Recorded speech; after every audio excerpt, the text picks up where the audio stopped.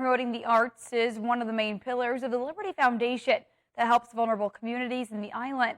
In this occasion, the foundation is helping the Museum of Art of Puerto Rico to continue its efforts on promoting the arts on the local communities. Francis Felix reports. To help promote art conservation and education on the island, Liberty Foundation announced the partnership with the Museum of Art of Puerto Rico. The agreement includes a $200,000 donation from the foundation to support art education programs and art conservation efforts, including the sponsorship of the museum's Gallery 3 on the third floor and the Research and Study Hall at the Museum of Art's Educational Innovation Center. The hall includes a library, audiovisual and research resources, and a digital arts laboratory. The partnership's 10-year goal is aligned with the foundation's pillar to support the arts. This is very important to us. As we have explained in other occasions, Liberty Foundation has 4 pillars, right? Basically, 4 things that we focus on when we give donations or support organizations, and this combines all of them: education, arts and culture, environmental protection, and health and well-being. We are specifically supporting this Research and Study Hall and Gallery number 3. And basically the museum emphasis is on education about the arts and how the arts can contribute to a person's whole well-being. So we are very, very glad to be part of this project and very happy for the museum and happy for Puerto Rico to have this magnificent museum at their disposal. Liberty Foundation is also providing public service announcements that will be broadcast through a select number of Liberty Puerto Rico's television channels. A part of our support is to also give the commitment of advertising through our network channels, through our TV channels that Liberty carries. So we are also giving $100,000 a year for the 10-year period for public service announcements from the museum so that they can talk about their programs, about all the information that all Puerto Ricans need to know to come and be part of these amazing facilities. The Museum of Art partnership is part of the philanthropic work the foundation has carried out to support the communities it serves in Puerto Rico and the U.S. Virgin Islands.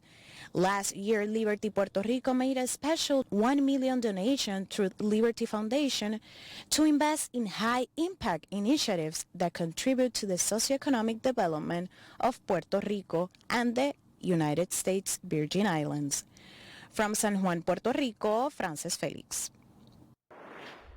All right, thanks, Francis. Meantime, the sounds of the big horns and the strings of the bass will be filling the air at the MasterCard Jazz Fest at the Coca-Cola Music Hall in the T-Mobile District this weekend. Now it's an all-star lineup that jazz lovers in Puerto Rico have been waiting a pretty long time to experience. I'm very, very happy and very excited to be the opening act. It's a big challenge, and I'm going to present my concert that I did in New York at This is Coca-Cola Music Hall. I'm going to bring it over here with my guest artists, Nestor Torres, Miguel Senón, Randy Brecker, Steve Turre, Natalia Mercado, and I think I'm missing somebody. And those names are just during your presentation? Yeah, they'll be playing with my band. We're going to do my show called This is Latin Jazz. Now, the 3-day concert goes through the entire weekend. Now, tickets are still available if you and the family are looking for something to do over the holiday weekend. Well, meantime, from the football fields to the classrooms in the Turks and Caicos, opportunities are around for many young men and women. Our One Caribbean News' Deandra Hamilton reports. Increasingly, residents are seeing community activities make a comeback. This weekend, it was the Fortis TCI Elite Co-Ed League for under-17s. It's a partnership with the TCI Football Association, and speaking at the opening was Ruth Forbes, president and CEO of Fortis TCI, the country's electricity provider. Forbes spoke to what she hopes the partnership will foster. We do enjoy being out here with you all, seeing the excitement on your faces, and supporting you through the next 7 weeks of the tournament. Players, coaches, parents, supporters, I know I speak on the behalf of Fortis TCI and the TCI FA when I say the league is something special. It allows our under-17 players to develop their skills in a very competitive environment. It enables our sister islands players to join forces with our proper counterparts and compete vigorously and enjoy the benefits of this national competition. Days before, there was the return of the Louise Garland Thomas High School Career and College Expo. Some 200 students were exposed to booths featuring over 40 professionals and 2 local tertiary level institutions. The part where they talk about engine, I like it too because I'm kind of a gearhead, so yeah. Speaker was Jamiko Harvey, doctor in dentistry, who affirmed the importance of mentorship programs and this kind of experience early on. On an excellent career day, it's such a success. We have so many organizations from all over Providenciales, and I see the government is here. And I honestly do believe that this is a great venture that they are doing, and the kids will most definitely benefit it. It was the second time for the event, which like all other social gatherings took a break due to the coronavirus pandemic. DeAndre Hamilton reporting. Well, meantime, the Trinidad and Tobago government says June 1st it would be lifting the COVID travel pass system for people entering the country. Now, the Trinidad and Tobago travel pass was implemented by the government in July of 2021 as a means of screening the COVID status to those scheduled to enter the country. Personal information, including flight details and COVID antigen tests results, were to be uploaded prior to boarding your flight to the Twin Island Republic as a means of preventing the spread of COVID-19.